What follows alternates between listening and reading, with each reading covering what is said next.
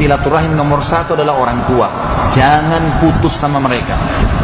Kalau antum orang tuanya di luar sana, di Jawa, di Sulawesi, kontak teman-teman sekalian.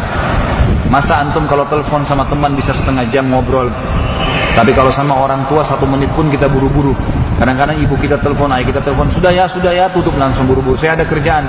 Tapi kalau teman partner bisnisnya telepon, padahal harus diketahui teman-teman sekalian, ada seorang syekh di Saudi memberikan pelajaran kepada kita. Ada beberapa kisah ya, diantaranya ada 2 kisah saya angkat di sini. Yang satu teman-teman sekalian ini lagi pengajian kayak sekarang kita ini, kemudian ayahnya telepon, diangkat sama dia, sebentar jemaah, ayah saya telepon. Lalu diangkat, iya, assalamualaikum, waalaikumsalam. Ayahnya bilang, nak, saya mau undang teman-teman saya makan, saya butuh 5 ekor kambing. Kata ayahnya, ini syekhnya di Jeddah, ayahnya di Qasim, jauh, mungkin bisa 1000 meter, 1000 kilometer, jauh. Kata anaknya ini, syekhnya, baiklah ayah.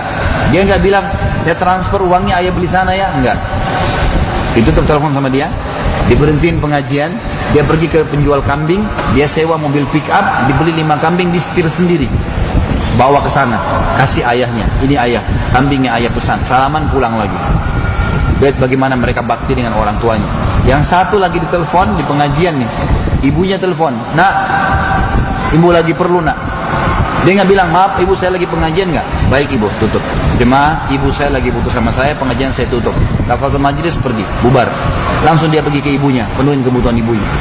Itu saking tahunya mereka tentang bakti orang tua.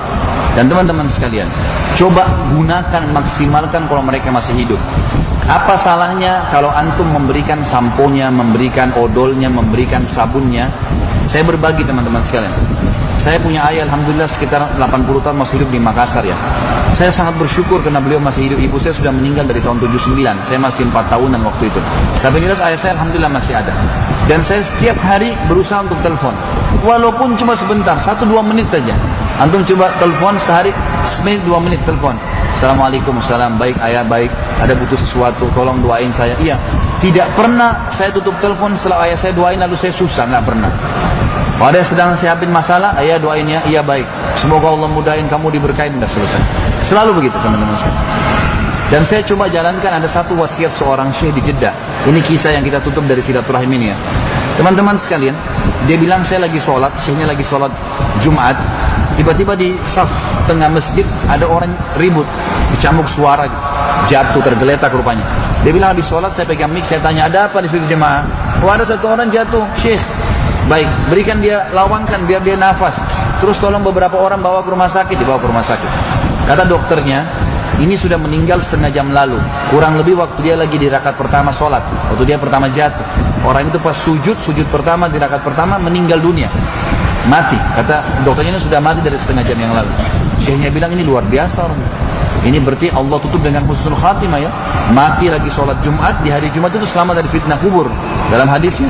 Terus yang kedua sujud lagi, husnul khatimah. Terus adiknya datang jemput jenazah kakaknya, langsung dia bilang, saya mau mandiin jenazah kakakmu ya, karena saya anggap ini penghormatan. Dia datang jauh-jauh ke masjid saya, mati lagi dalam keadaan begitu.